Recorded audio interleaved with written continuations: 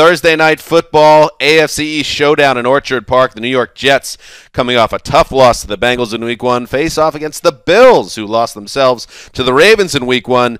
Two teams that need it, Greg. Who needs it more?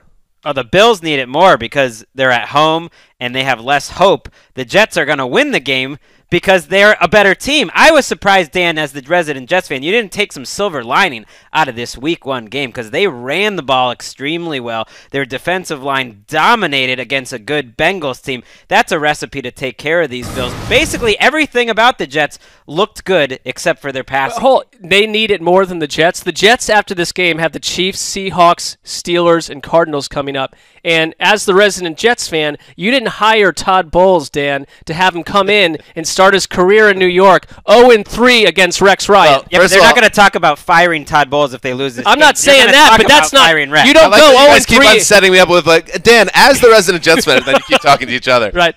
First of all, I didn't hire Todd Bowles. I approve of the hire. You know, your findings. Should have. Yeah.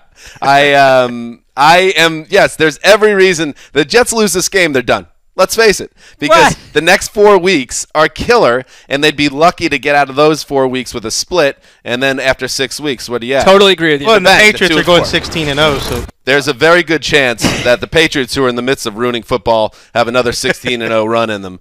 But, yeah, I think both teams need it, but the Jets, yes, there's plenty of things to take out of that Week 1, Greg. I mean, Absolutely. Leonard Williams was insane. I know. That's why I push for him to be a Making the Leap candidate. I know he's special, and I think the Jets are a good team, but that's why you can't let games like that get away, which is why I was so angry. I want to see the Bills do something, anything on offense, and now we have conflicting reports on whether Sammy Watkins is going to play or not.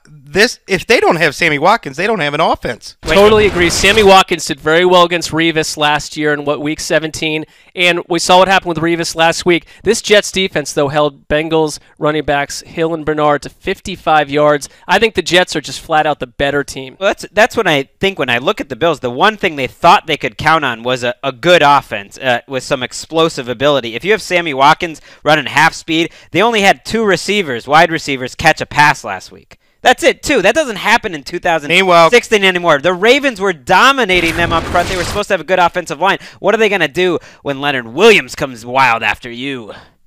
It's pretty good. I don't know. You know, Hulk Hogan sues people now. I'd be careful. Anyway, so the Jets should win this football game, but that doesn't mean that they necessarily will. We'll find out on Thursday Night Football.